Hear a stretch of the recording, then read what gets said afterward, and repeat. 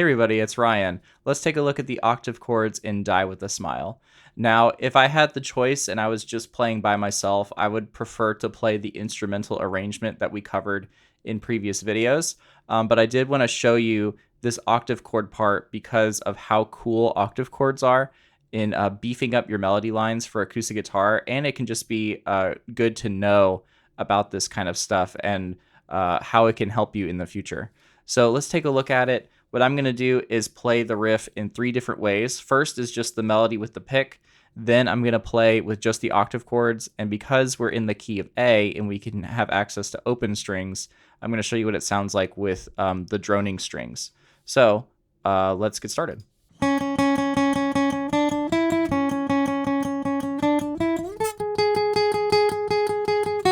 this is like with the pick. And then here's with the octave chords.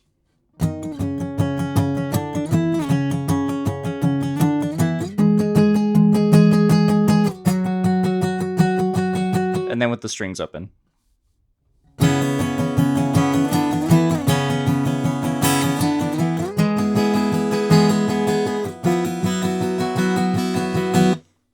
So those are 3 different ways to play melodies that I really like.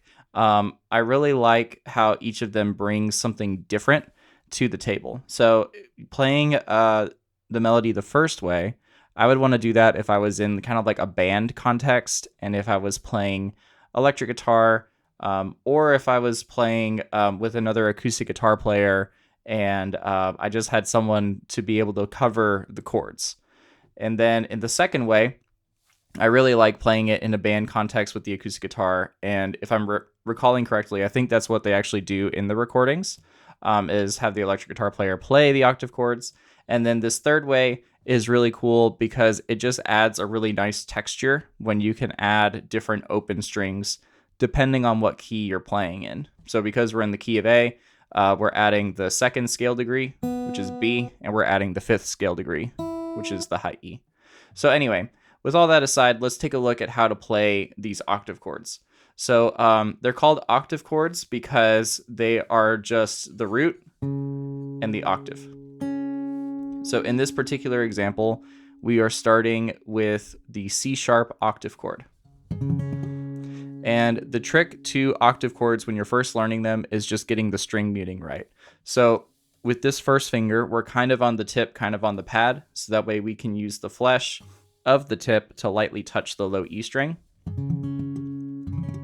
And we're also lightly touching the other strings with the flesh from the first finger as well. You can use 2 different fingerings for this octave chord. You can either do the fingering here, or you can use your pinky instead. I'll use both, just kind of depending on what I'm feeling in the moment. Pinky might be better if you have smaller fingers, or smaller hands. But using your ring has more utility if you wanted to make it a 10th chord, if you wanted to add extra notes, or any of that kind of stuff. So C sharp is our first octave chord. Then what we're going to do is take the octave chord and we're going to slide it up 1 fret. So now this is a D octave chord. So far we have. And then we take this octave chord and we slide it up 2 frets. And now this is our E octave chord. So let's just take the first bar and play it really slowly together. It'll sound something like this. 1 and 2 and 3 and 4 and 5 and 6 and. And let's just do that and kind of loop it over and over again. The first 2 bars are the same. So here we go. 1 and 2 and 3 and 4 and 5. 6 again. 1, 2, 3, 4, 5. 6 again. 1, 2, 3, 4, 5, 6. 1, 2, 3, 4, 5, 6. And so this may be kind of tricky, the shifting. if you are typically used to just playing chords in open position and not moving your hand much, this is going to be a really great exercise for you to practice your shifting on the fretboard. So now after we do that, then let's take a look at the next part. So the next part sounds like this.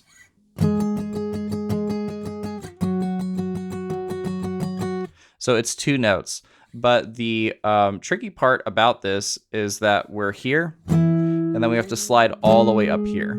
So the way that I can quickly find where this G sharp note is that I can see my 2 dots right here. That means that this is the 12th fret. So I know that I'm just 1 fret down, and that can help me find it. And then I take this and I move it down 2 frets for the F sharp note. Now, if you play classical guitar, the body of your guitar may be right here. And so there's a couple different ways to manage that fingering wise.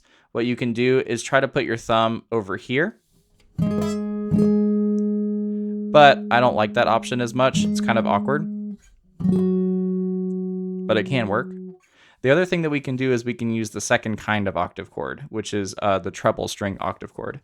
So what we're going to do is find our G sharp, which is right here. It's on the 6th fret of the D string. And then the treble string octave chord looks like this, where now we have our first finger on the 6th fret of the D string, and our pinky is going to be on the 9th fret of the B string. And we're going to use the kind of tip, kind of pad to mute the A string here. And what we have to do when we play treble octave chords is be a little bit more cognizant with our strumming hand. So we're not going across all 6 strings, because right now we don't have a way to mute this low E string. But this sounds nice because we're playing an E major chord here. You can try wrapping your thumb around, but I find that this hurts my hand a lot, so I'm not really going to practice that much. So once you get to this part, then it's the same thing. Because it's an octave, you just take this and then you move it down 2 frets here to the 4th fret and the 7th fret, which is going to be our F sharp notes. So we can practice that more in the practice video, and so I will see you over there.